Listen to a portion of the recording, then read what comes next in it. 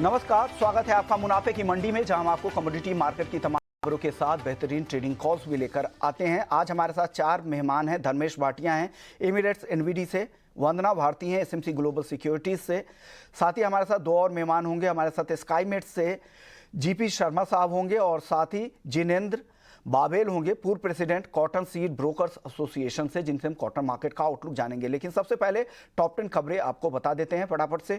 सोने चांदी की अगर आज बात करें तो एक दायरे में ही कारोबार हो रहा है। हल्की नरमी के साथ सोना 60,000 के नीचे, जबकि चांदी 72,000 के नीचे कारोबार कर रही है।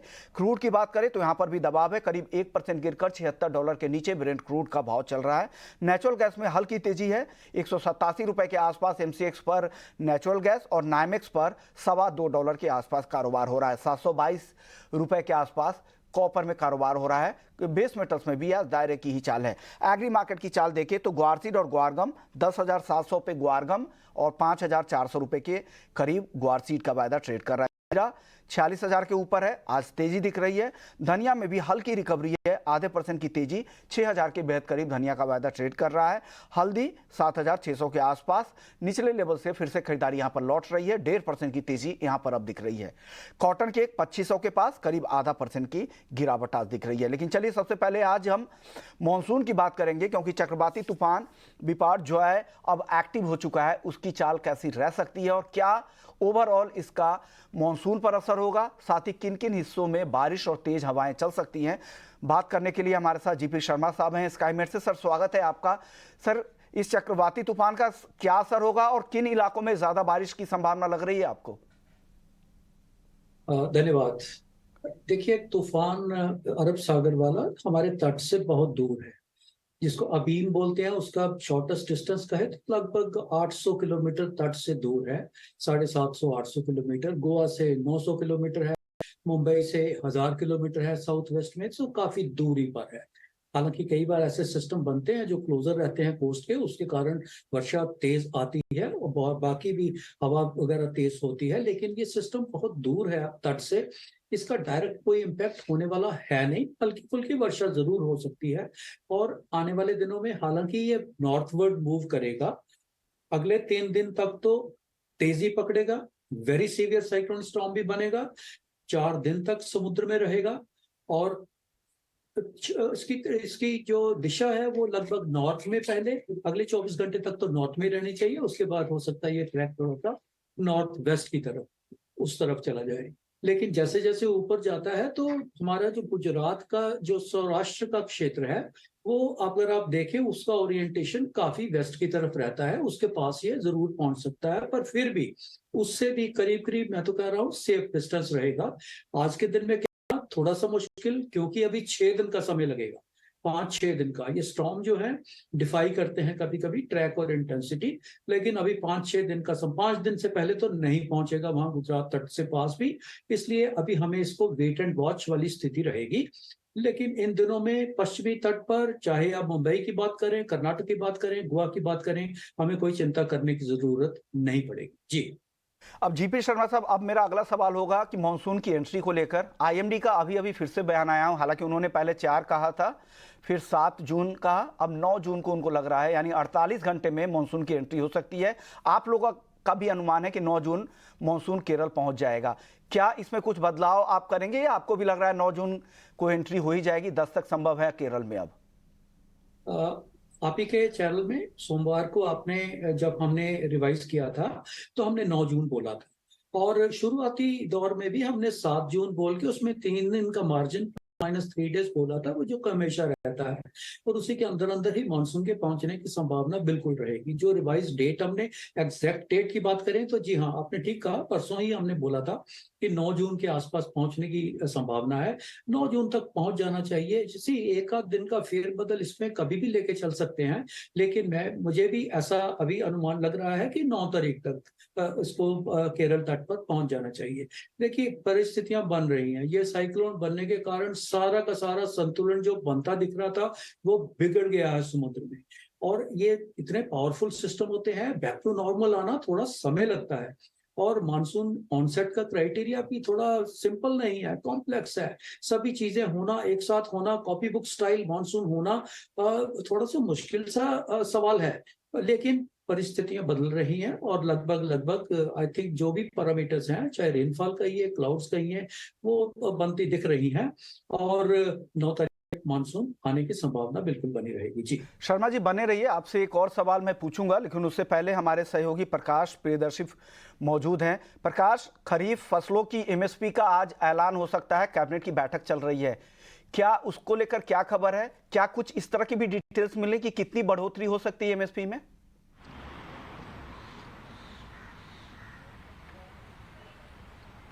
देखिए, कैबिनेट की बैठक शुरू हो चुकी है और कुछ अहम एजेंडे हैं इस बैठक में। सबसे पहला जो इम्पोर्टेंट एजेंडा है जिसका जिक्र आपने किया कि खरीफ सीज़न के लिए जो एमएसपी है खरीफ फसलों के लिए, उसकी घोषणा आज कैबिनेट कर सकती है और ये मार्केटिंग सीजन 2023-24 के लिए किया जाएगा।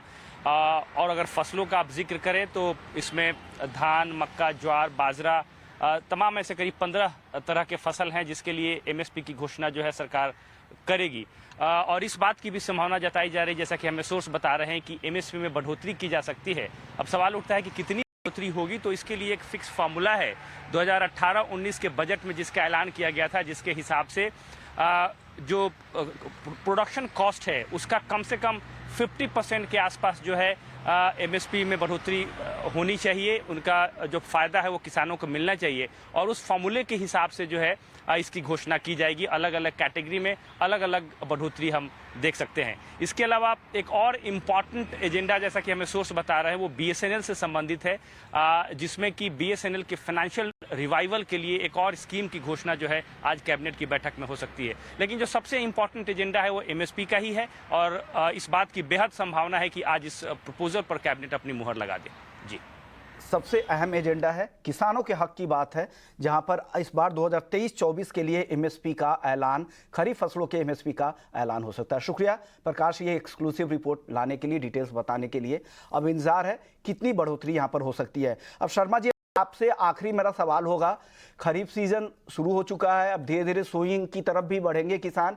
क्या जो मॉनसून का जो प्रोग्रेस है, जो मॉनसून डिले हुआ है, इससे आगे देश के बाकी हिस्सों में पहुंचने पर तो इसका असर नहीं होगा, या अभी कुछ कहना जल्दबाजी है? देखिए, मानसून के आने में जैसे हमने बता रहे हैं आगे कि 9 जून को आता है, तो देरी तो है। और मानसून का 9 जून को भी आना, अगर जो आप कहें तो जिसको एक लाउड एंड साउंड अराइवल होता है, वो नहीं होगा। हाँ, क्राइटेरिया जरूर फुलफिल हो जाएगा, लेकिन जो भीतरी भाग हैं, जो ज्यादा मैटर करते हैं, दक्षिण पेनिनसुला के, दक्षिण भारत के, मानसून वहां कोई तेजी नहीं पकड़ेगा, उसकी रफ्तार कम ही रहेगी।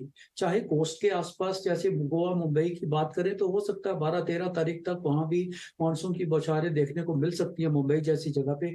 लेकिन भीतरी भागों में वो मानसून का वो रूप नहीं देखने को मिलेगा जो जनरली हमारे किसान लोग चाहेंगे कि इस वर्षा हो। उसमें थोड़ी दिक्कत रहेगी। और जब 15 जून का तक समय भीतरी भागों के लिए निकल जाता है, चिंता का विषय तो जरूर बन जाता है। जून कुछ अच्छा होता दिखाई नहीं दे रहा, क्योंकि 15 दिन तक ही तो विशेष वर्षा नहीं है संभावित। तो इसलिए हालांकि लॉन्ग टर्म की बात करें, मानसून का ऑनसेट का पूरे सीजन के रेनफॉल से कोई संबंध नहीं होता। मानसून देरी से आता है तो भी मानसून की वर्षा अच्छी होती है सीजनल, और जल्दी आता है तो खराब भी हुआ है। ऐसे बहुत सारे केस हैं। तो उससे लॉन्ग टर्म में करें तो बात उसकी ऑनसेट से रिलेशन नहीं है। हाँ, बाकी परिस्थितियां जो है, एल नीनो की बात करें, उसको चलते देख के तो मानसून के, जैसे हमने अपना अनुमान दिया भी है कि बिलो नॉर्मल रहने की संभावना रहेगी। जून में भी वर्षा सामान्य से मुझे तो लग रहा है जैसे काफी कम रहेगी, उसकी रफ्तार कम रहेगी मानसून के शुरुआत। क्योंकि ऐसा कोई इस सिस्टम के बाद, इस अरब सागर वाले सिस्टम तो खैर मानसून को बिगाड़ते ही बिगाड़ते हैं। इस तरह का जो स्टॉर्म बिपरजॉय है, उससे उम्मीद नहीं की जा सकती कोई फ्रेश सिस्टम बनेगा। और ज्यादातर बंगाल की खाड़ी में उम्मीद करें कि कोई सिस्टम बने तो वो मानसून को अपनी तरफ खींचता है, वही मानसून को ज्यादा बढ़ाता है, बिना किसी इस एजेंसी के। चाहे वो लो प्रेशर बे बंगाल में हो या अरब सागर में तट के पास हो, उसके कारण ही मानसून तेजी पकड़ता है। वो नहीं है तो फिर मानसून की रफ्तार स्लो ही रहती है, और ऐसा रहने की संभावना जरूर रहेगी। जी, को लेकर चिंता ज़्यादा है, क्योंकि ऑलरेडी 8 दिनों की देरी हो चुकी है। तो और जून के जो जिस तरह के कंडीशन बन रहे हैं, शर्मा जी कह रहे हैं कि जून के लिए अब तक बहुत ज़्यादा स्ट्रांग नहीं है, और आगे किस तरह की चाल रहेगी, आगे इनसे और भी समझेंगे। शुक्रिया सर, आपने वक्त निकाला हमारे लिए। चलिए धन्यवाद। आगे बढ़ते हैं। अब नॉन एग्री मार्केट का रुख कर लेते हैं। गोल्ड और सिल्वर की चाल सबसे पहले देखते हैं, जहां पर आज हल्की कमजोरी दिख रही है। 60,000 के नीचे सोना और 71,800 के आसपास चांदी ट्रेड कर रही है। वरना जी, क्या करना चाहिए? दोनों ही काउंटर में, गोल्ड और सिल्वर में एक दायरे में ही घूम रहा है, दबाव भी दिख रहा है, क्या करें?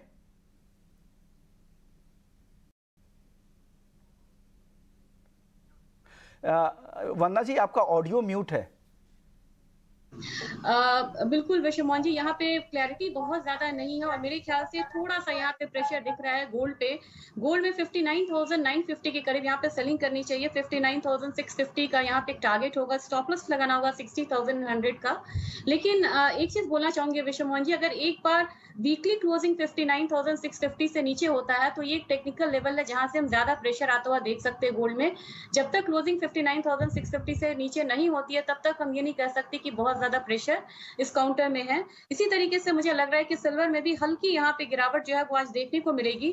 जो जुलाई कॉन्ट्रैक्ट है उससे मुझे लग रहा है कि 71,800 के करीब सेलिंग करना चाहिए। 71,300 का टारगेट रखना होगा। स्टॉप लॉस यहाँ पे लगाना होगा करीब 72,000 का। तो ये व्यू है गोल्ड सिल्वर का। और धर्मेश जी, आप क्या सलाह दे रहे हैं गोल्ड सिल्वर में? देखिए, वंदना से काफी सहमत हूँ। काफी सीमित दायरे में ट्रेड हो रहा है और मैं एक्सपेक्ट करता हूँ कि आज के सत्र में स्पेशली मार्केट में थोड़ी सी बिकवाली हावी हो सकती है। प्राइस देखो, अगर आप गोल्ड की बात करें तो 2000 का जो एक साइकोलॉजिकल लेवल है वो ब्रेक नहीं कर पा रहा। चांदी भी 24.5 तक जाके घूम जाती है। तो एक्सपेक्ट करिए कि मार्केट में दबान रहेगा। और इंटरेस्ट रेट की बात करें तो ऑलरेडी देखा 10 ईयर्स ऊपरी स्तरों पर सस्टेन हो रहा है। अगर आप देखिए डॉलर इंडेक्स में भी थोड़ी सी मार्केट में फ्लैटनेस और 104 के इर्द गिर्द सस्टेन हो रही है। तो डोमेस्टिक मार्केट में मुझे लगता है कि गोल्ड में थोड़ी सी बिकवाली आ सकती है और प्राइस यहाँ से एटलीस्ट 200 से 300 रुपए लुढ़क सकता है। और रही चांदी की बात, तो मैं एक्सपेक्ट करता हूँ कि चांदी में 500 से 600 रुपए की गिरावट आपको करंट लेवल से देखने मिल सकती है। दोनों कॉल मेरे एक्टिव रहेंगे। मैं मार्केट में बिकवाली से करने की सलाह दूंगा। मैं एक्सपेक्ट करता हूँ कि सेल ऑन राइज की स्ट्रैटेजी आप सोने और चांदी में रखें। ओके, तो ये व्यू है गोल्ड और सिल्वर को लेकर। वरना जी, कच्चे तेल में क्या लग रहा है? तेजी आई थी, तेजी टिकी नहीं, 5% तक की तेजी हफ्ते भर में आई, अब धीरे धीरे फिर से कमजोरी। आज भी 1% नीचे है, 5,900 के नीचे एमसीएक्स पर भाव है, क्या करें? विश्वमोहन जी, देखा जाए तो दो कट्स यहाँ पे बिल्कुल लगातार हुए, उसके बाद फ्लैट मूवमेंट आता है। एक टेम्पररी जंप है, उसके बाद एक फ्लैट मूवमेंट आता है। मेरे ख्याल से ये ज्यादा ध्यान जो है वो मैक्रो डेटा पे दे रहा है एनर्जी मार्केट, जो कि अभी थोड़ा सा यहाँ पे इशारा कर रहा है। तो यहाँ पे सेलिंग साइड में रहना चाहिए। 5905 के लेवल पे मैं सेलिंग रिकमेंड करूंगी। 5800 का टारगेट होगा। स्टॉप लॉस लगाना होगा 5950 का। और मेरे ख्याल से 5800 से 5700 फिलहाल एक सपोर्ट बनता हुआ दिख रहा है क्रूड ऑयल में। धर्मेश जी, आप क्रूड में क्या सलाह दे रहे हैं, क्या करना चाहिए यहाँ पर? देखिए, मेरी थोड़ी इसमें विपरीत ट्रेड है। मैं कच्चे तेल में काफी बुलिश, इनफैक्ट पिछले हफ्ते से भी मैंने कहा था कि मार्केट में तेजी आएगी। और जिस तरह सऊदी ने प्रोडक्शन कट किया है तो मार्केट ने एक अच्छी खासी छलांग लगाई और प्राइस स्टेबल हो चुका है। तो ये कंसोलिडेशन फेस है। मैं एंटिसिपेट करता हूँ कि चाइना ओपन हो जाएगा और जैसे ओपन होगा तो आपको सबसे ज्यादा तेजी कच्चे तेल में और बेस मेटल में देखने मिल सकती है। तो डाउनसाइड रिस्क काफी लिमिटेड है। अगर आप 4% की गिरावट आता है उसके सामने 5 से 6% की तेजी देखने मिलती है। तो करंट लेवल पे मैं रेकमेंड करूंगा अराउंड 5,850 के स्तर पे आप बाय करके चल सकते हैं। 50-60 रुपए का स्टॉप लॉस मेंटेन करके फिर से आप 6,000 के स्तर के लिए आप पोजिशनल बिल्डअप कर सकते हैं। पोजिशनली अंतरराष्ट्रीय मार्केट में मुझे लगता है कि WTI में प्राइस 75 से $77 के इर्द गिर्द आके सस्टेन करना चाहिए। जून जुलाई हरिकेन सीजन है। अगर डॉलर इंडेक्स और लुढ़कता है तो दोनों साइड से काफी अच्छी तेजी देखने मिल सकती है। रही रुपए की बात, अगर कच्चा तेल बढ़ता है यहाँ से तो रुपया काफी कमजोर होने की गुंजाइश है।